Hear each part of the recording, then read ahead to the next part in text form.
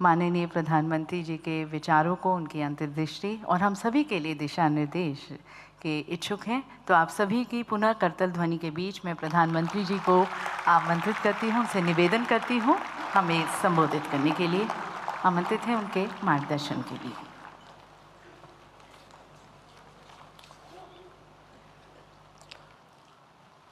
देश के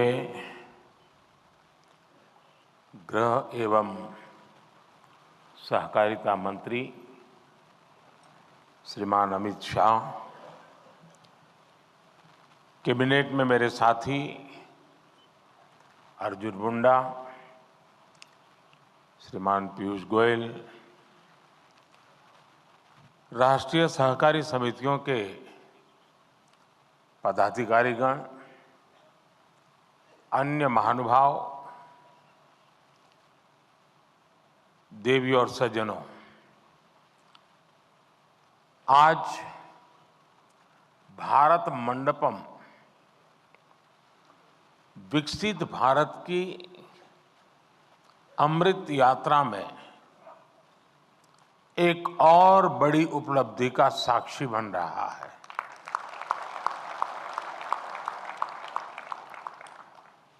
सहकार से समृद्धि,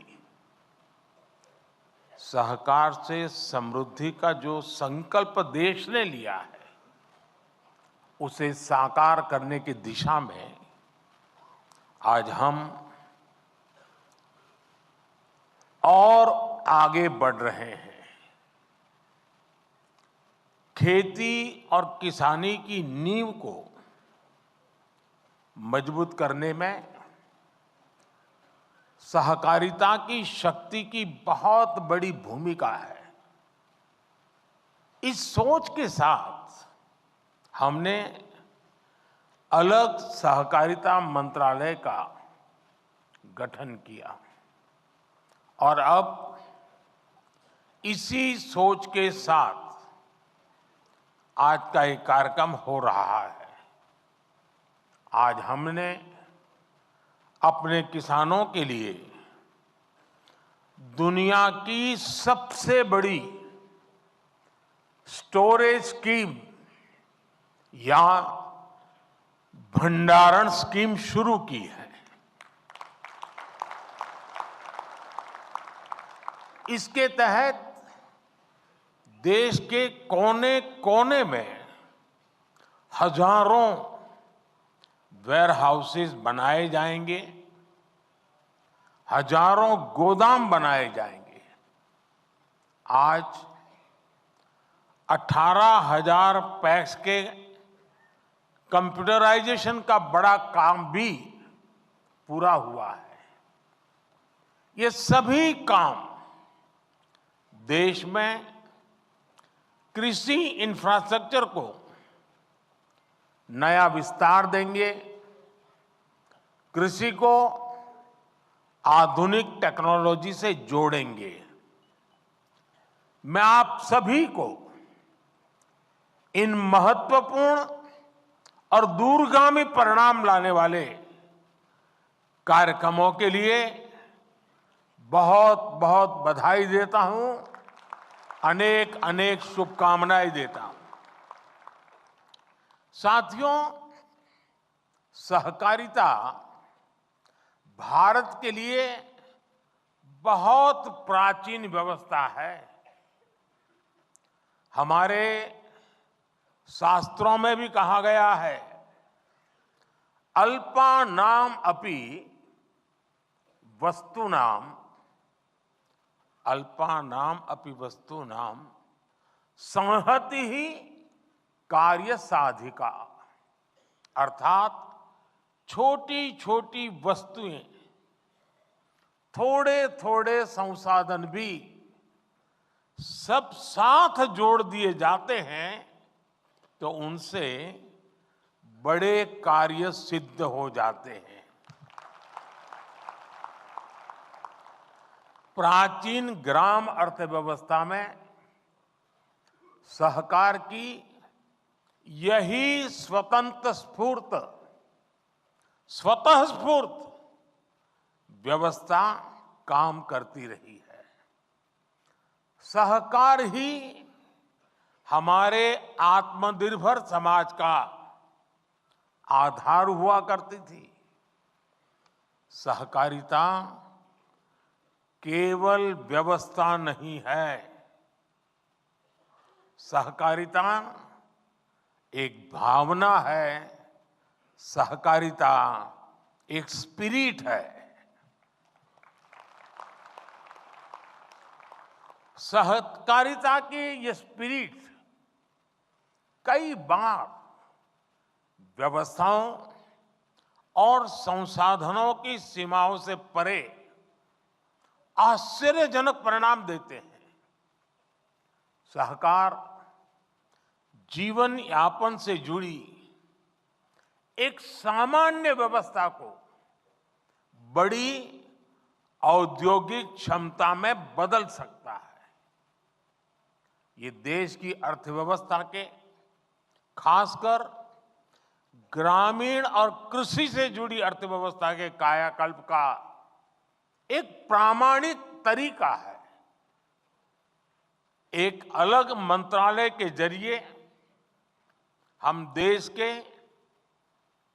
इस सामर्थ्य को और कृषि क्षेत्र की बिखरी हुई इस ताकत को ही एकत्र करने का भी ये भगीरथ प्रयास है। किसान उत्पाद संघ एफपीओज का एक बहुत ही महत्वपूर्ण उदाहरण हमारे सामने है। एफपीओज के माध्यम से आज गांव के छोटे किसान भी उद्यमी बन रहे हैं, अपने उत्पादों को विदेशों तक निर्यात कर रहे हैं। हमने देश में 10,000 एफपीओज बनाने का लक्ष्य रखा था। एक अलग सहकारिता मंत्रालय होने के उसका नतीजा ये है कि देश में 8,000 एफपीओज का गठन ऑलरेडी हो चुका है, कार्यरत हो चुके हैं। कई एफपीओज की सक्सेस स्टोरी की चर्चा आज देश के बाहर भी हो रही है। इसी तरह एक और संतोषजनक बदलाव ये आया है कि सहकारिता का लाभ अब पशुपालकों और मछली पालकों तक भी पहुंच रहा है। मछली पालन में आज 25,000 से ज्यादा सहकारी इकाइयां काम कर रही हैं। आने वाले 5 वर्षों में सरकार का लक्ष्य 2 लाख सहकारी समितियां बनाने का है और इनमें एक बड़ी संख्या फिशरीज सेक्टर की सहकारी समितियों की भी होने जा रही है। साथियों, सहकारिता की ताकत क्या होती है? गुजरात में मुख्यमंत्री के रूप में मैंने इस ताकत को अनुभव किया है। गुजरात में अमूल की सफलता की गाथा आज पूरी दुनिया जानती है। हम सब दुनिया भर के बाजार में पहुंच चुके लिज्जत पापड़ के बारे में भी जानते हैं। इन सभी आंदोलनों को मुख्य रूप से देश की महिलाओं ने ही लीड किया है।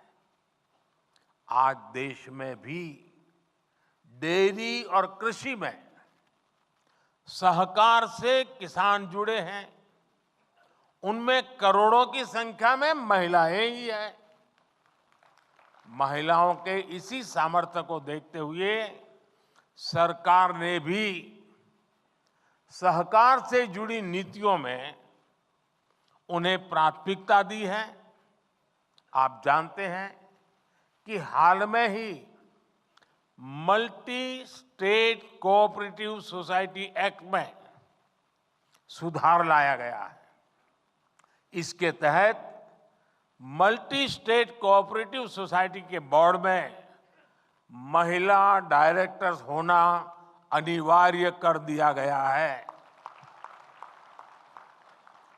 हमारे देश में संसद में अगर नारी शक्ति वंदन अधिनियम पास होता है तो बहुत चर्चा होती है, लेकिन ये उतनी ही ताकत वाला बड़ा महत्वपूर्ण कानून हमने बनाया है, लेकिन बहुत कम लोग उसकी चर्चा करते हैं। साथियों, सहकारिता किसान की व्यक्तिगत समस्याओं का कैसे सामूहिक शक्ति से समाधान करती है, भंडारण भी इसका एक बड़ा उदाहरण है। हमारे यहां भंडारण से जुड़े इंफ्रास्ट्रक्चर के अभाव में किसानों को बहुत नुकसान उठाना पड़ता था। पिछली सरकारों ने कभी इस जरूरत पर उतना ध्यान ही नहीं दिया, लेकिन आज सहकारी समितियों के जरिए इस समस्या का हल किया जा रहा है। दुनिया की, ये अपने आप में बहुत बड़ी बात है, दुनिया की सबसे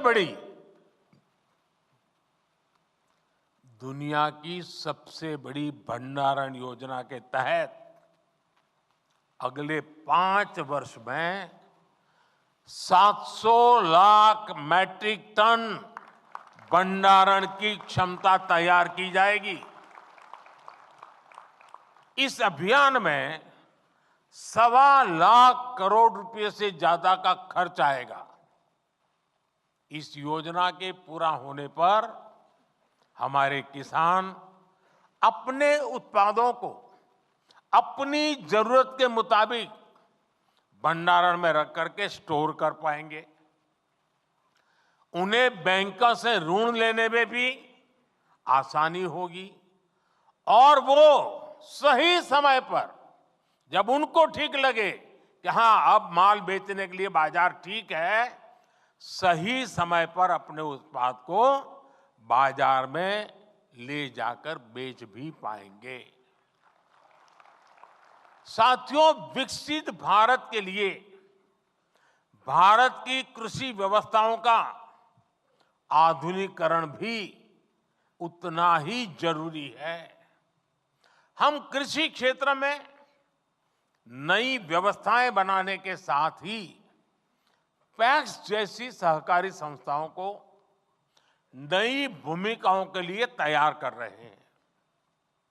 ये समितियां अब प्रधानमंत्री जन औषधि केंद्र का भी काम कर रही है। इनके द्वारा हजारों प्रधानमंत्री किसान समृद्धि केंद्र भी संचालित हो रहे हैं। हमने सहकारी समितियों को पेट्रोल और डीजल के रिटेल आउटलेट में भी बदला है। कई समितियों पर एलपीजी सिलेंडर भी मिलने लगे हैं। कई गांवों में पैक्स पानी समितियों की भूमिका भी निभा रही है। यानी पैक्स की ऋण समितियों की उपयोगिता भी बढ़ रही है, उनकी आय के साधन भी बढ़ रहे हैं। यही नहीं, सहकारी समितियां अब कॉमन सर्विस सेंटर के तौर पर गांवों में सैकड़ों सरकारी सुविधाएं भी दे रही है। अब कंप्यूटर के जरिए ये समितियां टेक्नोलॉजी और डिजिटल इंडिया से जुड़े अवसरों को और बड़े स्तर पर किसानों तक पहुंचाएगी। इससे ग्रामीण क्षेत्र में युवाओं के लिए रोजगार के नए अवसर भी बनेंगे। साथियों, विकसित भारत के संकल्प की सिद्धि, इसके लिए मैं आप सभी की भूमिका, सहकारी संस्थाओं की भूमिका का महत्व बहुत ज्यादा है, इस बात को समझता हूं। इसलिए आप सभी से मेरी अपेक्षा भी कुछ ज्यादा है। और आखिरकार अपेक्षा तो उन्हीं से होती है जो करते हैं। जो नहीं करते उनसे अपेक्षा कौन करेगा?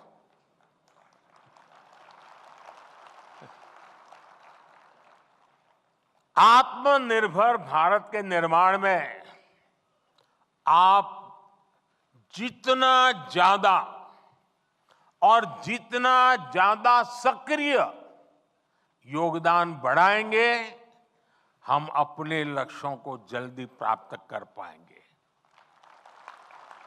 आत्मनिर्भर भारत बनाए बिना विकसित भारत बनाना संभव नहीं है। आपके सामर्थ्य, आपकी संगठन क्षमता को देखते हुए मेरे मन में बहुत सारे सुझाव आते रहते हैं। सारे तो अभी एक साथ नहीं बताऊंगा आपको।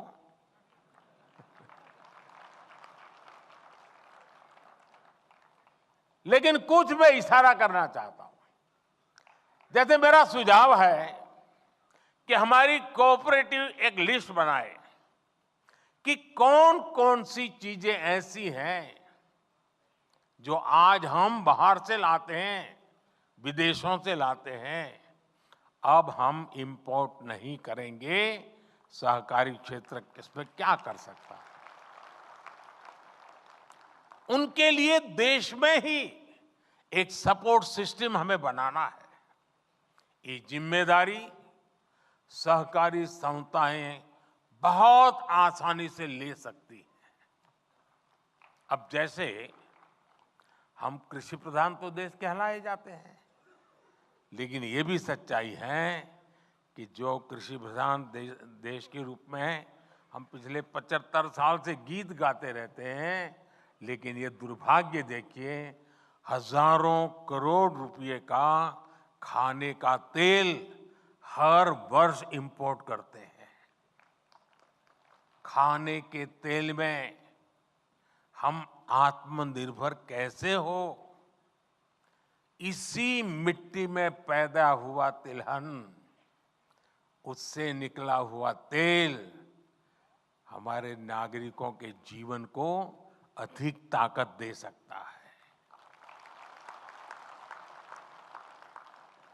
और इसके लिए अगर मेरे सहकार क्षेत्र के साथी काम न करे तो कौन करेगा? मैं सही कह रहा हूं कि नहीं कह रहा हूं? आप ही करेंगे ना? करना चाहिए ना? हमें अब आप देखिए, खाने का तेल भी बाहर से आता है, और ऊर्जा के लिए जो तेल चाहिए गाड़ी चलाने के लिए, ट्रैक्टर चलाने के लिए, पेट्रोल, डीजल, ये फ्यूल से जुड़ा अपना इंपोर्ट बिल भी, इसको भी हमें कम करना है। इसके लिए हम इथेनॉल को लेकर आज बहुत बड़ा काम कर रहे हैं। बीते 10 वर्षों में इथेनॉल के प्रोडक्शन, खरीद और ब्लेंडिंग तीनों में कई गुना बढ़ोतरी हुई है। आज ये काम ज्यादातर चीनी मिलों के जिम्मे है और सरकारी कंपनियां उनसे इथेनॉल खरीदती है। क्या इसमें सहकारी समितियां नहीं आ सकती है क्या? जितनी ज्यादा आएगी उतना ही इसका स्केल और बढ़ जाएगा। दालों के इंपोर्ट को कम करने का, अब देखिए कृषि प्रधान देश धार बाल से ला करके खाते हैं। दालों के इंपोर्ट को कम करने के मामले में भी मेरे सहकारिता क्षेत्र के लोग बहुत बड़ा काम कर सकते हैं, अग्रणी भूमिका निभा सकते हैं। मैन्युफैक्चरिंग से जुड़े भी अनेक छोटे छोटे सामान हैं जो हम सभी इंपोर्ट करते हैं, लेकिन कोऑपरेटिव्स की मदद से हम उन्हें देश में ही बना सकते हैं। साथियों, आज प्राकृतिक खेती पर हम बहुत बल दे रहे हैं। इसमें भी कोऑपरेटिव बहुत बड़ी भूमिका निभा सकते हैं। अन्नदाता को ऊर्जादाता और अन्नदाता को उर्वरक दाता बनाने में भी कोऑपरेटिव की बहुत बड़ी भूमिका है। अगर कोऑपरेटिव उसमें हाथ लगा दे, एकदम तेजी से परिणाम आ जाएगा। अब देखिए, रूफटॉप सोलर हो या फिर खेत की मेड़ पर छोटे छोटे सोलर पैनल लगाने हो, इसमें 50-100 किसान इकट्ठे होकर के एक सहकारी संस्था बना दे, मेड़ के ऊपर सोलर पैनल लगा दे और वो सहकारी संस्था बिजली पैदा करे, बिजली बेचे, किसान को भी बेचे, सरकार को भी बेचे। आसानी से सहकारी संस्थाएं काम कर सकती है। आजकल हम देख रहे हैं कि गोवर्धन योजना में बड़ी बड़ी मल्टीनेशनल कंपनियां आ रही हैं। ये ऊर्जा का बहुत बड़ा स्रोत बनने जा रहा है। क्या कोऑपरेटिव्स को इसमें पीछे रहना चाहिए क्या? वेस्ट टू वेल्थ का काम हो, गोबर से बायो सीएनजी बनाना हो, जैविक खाद बनाना हो, इन सब में सहकारी संस्थानों का विस्तार हो सकता है।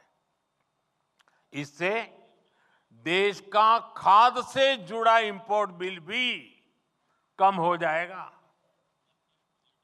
हमारे किसानों के, छोटे उद्यमियों के प्रोडक्ट्स की ग्लोबल ब्रांडिंग के काम में भी आपको आगे आना चाहिए।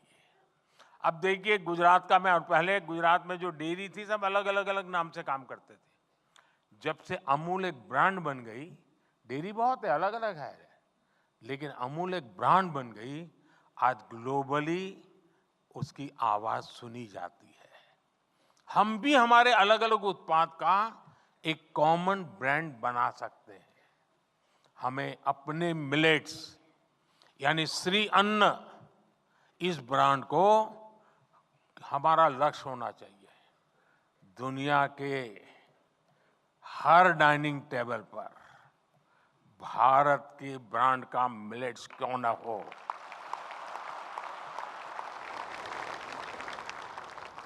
इसके लिए कोऑपरेटिव्स को एक व्यापक एक्शन प्लान बना करके आगे आना चाहिए। साथियों, गांव की आय बढ़ाने में सहकारिता का बहुत बड़ा योगदान हो सकता है। हमने तो डेयरी सेक्टर में एक स्पष्ट बदलाव होते हुए देखा है। अभी पिछले 3 दिन से मैं कहीं न कहीं सहकारी क्षेत्र कार्यक्रम में ही रहता हूं।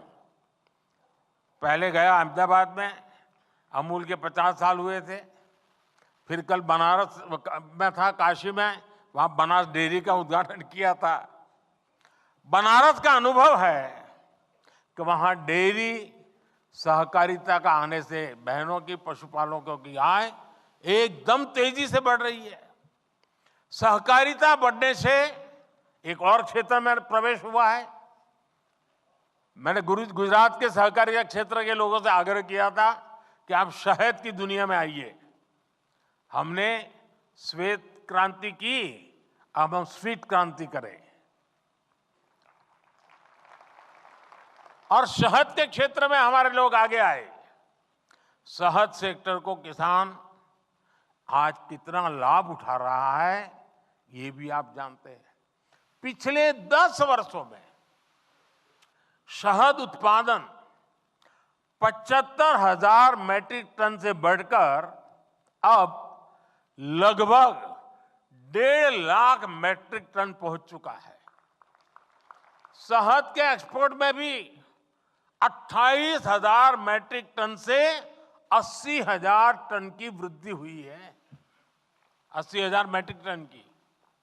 इसमें नाफेड और ट्राइफेड के साथ साथ राज्यों की कोऑपरेटिव संस्थानों ने भी बड़ी भूमिका निभाई है। इस दायरे को हमें और अधिक बढ़ाना है। साथियों, गुजरात में हमने देखा है कि जब दूध का पैसा सीधा बहनों के खातों में जाना शुरू हुआ तो उसका एक सार्थक सामाजिक परिवर्तन आया। अब तो हमारी सहकारी समितियां, हमारे पैक्स कंप्यूटराइज हो चुके हैं। इसलिए अब यह सुनिश्चित होना चाहिए कि जो भी काम हो, जो भी पेमेंट्स हो, वो डिजिटली हो। विशेष रूप से कोऑपरेटिव बैंक्स को डिजिटल टेक्नोलॉजी को आत्मसात करने के लिए तेजी से काम करना चाहिए। एक और विषय सॉइल हेल्थ कार्ड का है। हमने मिट्टी की सेहत की जांच के लिए सॉइल टेस्टिंग का इतना बड़ा प्रोग्राम बनाया है।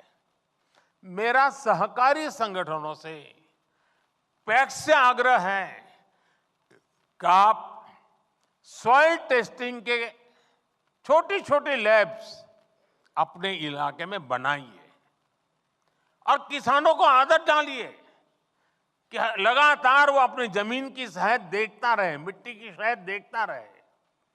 सॉइल टेस्टिंग का हम नेटवर्क बनाए। साथियों, सहकारिता में युवाओं और महिलाओं की भागीदारी कैसे बढ़े, इसको लेकर भी हमें अपने प्रयास बढ़ाने होंगे। और मैं तो सहकारी क्षेत्र में जहां पर किसान जुड़े हुए हैं, वे एक काम कर सकते हैं। साल में उनको कह सकते हैं कि आपको जो डिविडेंड वगैरह मिलता है, अब आपको मुफ्त में आपकी संस्था की तरफ से सॉइल टेस्टिंग करके दिया जाएगा। उनको सिखाया जाएगा कि भाई तुम सॉइल टेस्टिंग से अनुभव के आधार पर अपनी फसलों पर ध्यान केंद्रित करो। साथियों, इससे सहकारिता में नयापन आएगा, एक नई ऊर्जा आएगी। सहकारिता में स्किल डेवलपमेंट की, ट्रेनिंग की जागरूकता को बढ़ाना भी बहुत आवश्यक है। बहुत बदलाव हो चुका है जी, और सारी चीजें कागज पे होनी चाहिए। मुंह जुबानी बातें करने वाला जमाना चला गया और इसके लिए ट्रेनिंग होना बहुत जरूरी है और इसके लिए प्रयास होने चाहिए। पैक्स को, सहकारी समितियों को एक दूसरे से सीखना भी होगा। बहुत सी सहकारी संस्थाएं इनोवेटिव काम करती है, कई इनिशिएटिव लेते हैं। देश के कई इलाकों में इसका पता नहीं होता है। क्या हम बेस्ट प्रैक्टिसेस को शेयर करने के लिए कोई कॉमन पोर्टल बना सकते हैं और सब लोग अपने नए नए अनुभव, नए नए तरीके उस पर अपलोड करते जाएं? इन बेस्ट प्रैक्टिसेस को आगे कैसे बढ़ाया जाए, इसके लिए ऑनलाइन ट्रेनिंग की व्यवस्था हो, कोई मॉड्यूल बने। आप जानते हैं कि एस्पिरेशनल डिस्ट्रिक्ट प्रोग्राम, आकांक्षी जिलों का अभियान, उस प्रोग्राम में एक उसकी विशेषता है हेल्दी कंपटीशन, स्वस्थ स्पर्धा का, रैंकिंग का एक सिस्टम बनाया हुआ है और दिन में 10 बार उस रैंकिंग में ऊपर नीचे होता रहता है। हर अफसर सोचता है कि मेरा जिला आगे निकल जाए। क्या कोऑपरेटिव सेक्टर के अलग अलग वर्टिकल बनाए हम, एक एक प्रकार की कोऑपरेटिव का एक वर्टिकल, दूसरे प्रकार की कोऑपरेटिव का दूसरा वर्टिकल, और एक ऐसा मैकेनिज्म बनाएं कि उसमें भी एक healthy competition round the clock चलती हो। सहकारी संगठनों में ये स्पर्धा हो, बेस्ट परफॉर्म करने वालों को इनाम की व्यवस्था हो, ऐसी सहकारी संस्थाओं से नई चीजें बाहर आए। एक बहुत बड़ा आंदोलन जिसको सरकार और सहकारी संस्थाएं मिल करके उसको एक नया रूप रंग दे सकते हैं। साथियों, एक बात सहकारी संस्थाओं के साथ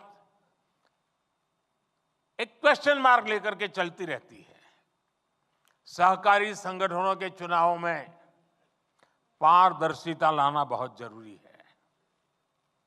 इससे लोगों का भरोसा बढ़ेगा, अधिक से अधिक लोग जुड़ेंगे।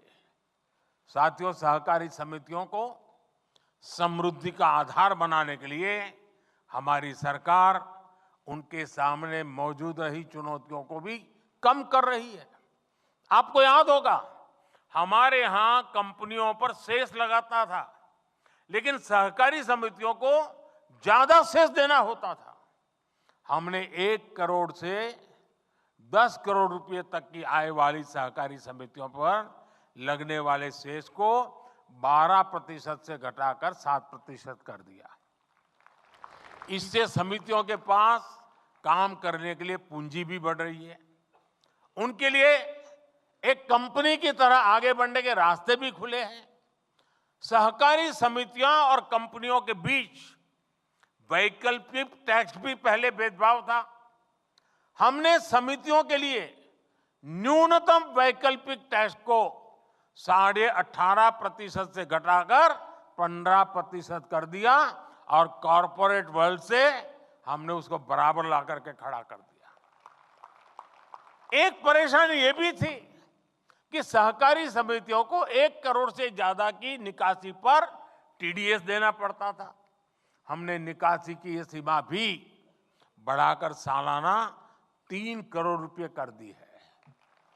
इस फायदे का इस्तेमाल अब सदस्यों के हित में हो सकेगा। मुझे विश्वास है, सहकार की दिशा में हमारे ये साझा प्रयास देश के सामूहिक सामर्थ्य के विकास की सभी संभावनाओं को खोलेंगे। इसी कामना के साथ आप सभी का मैं बहुत बहुत धन्यवाद करता हूं। और जैसा अमित भाई ने बताया कि लाखों लोग आज अलग अलग सेंटर्स पर इकट्ठे हुए हैं, मैं उनका भी इतने उत्साह और उमंग के साथ आज के इस महत्वपूर्ण इनिशिएटिव में जुड़ने के लिए उनका भी धन्यवाद करता हूं और उनको भी मैं बहुत शुभकामनाएं देता हूं। आइए हम सच्चे अर्थ में सहकारिता की भावना को लेकर के कंधे से कंधा मिलाकर के, कदम से कदम मिलाकर के विकसित भारत के लक्ष्य को प्राप्त करने के लिए चल पड़े। एक साथ चले, एक दिशा में चले और परिणाम हम प्राप्त करते रहेंगे। बहुत बहुत धन्यवाद।